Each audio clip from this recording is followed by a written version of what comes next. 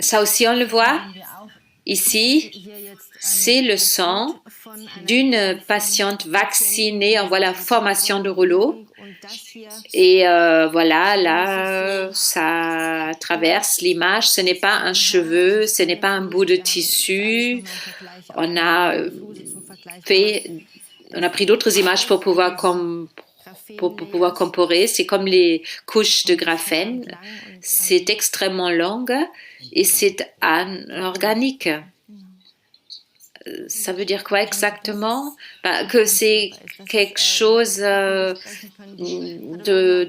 corporel. Les pathologues peuvent en dire davantage. Ce n'est rien de biologique, ce n'est rien de ce qui existe normalement dans un corps humain. Oui, j'ai vu après des images de cette étude espagnole, c'était comme les couches de graphène, que ça soit des mogollons. Je ne pourrais pas vous le dire. Les structures aussi étaient récurrentes. On les a reçues de scientifiques différents et ça a été toujours détecté dans le sang de personnes vaccinées, pas avant la vaccination.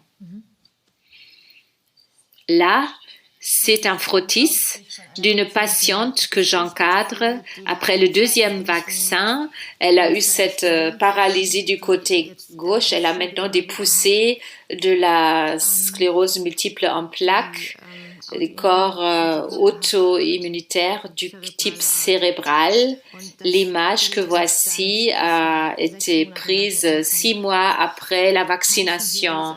Alors, il y a ces particules métalliques et tout le sang autour, là, cette forme, ce n'est plus de la substance vivante, c'est juste ces particules qui restent vivantes. Et le granulocyte, c'est une cellule qui essaye d'anéantir les impuretés. On a donc ça en droit.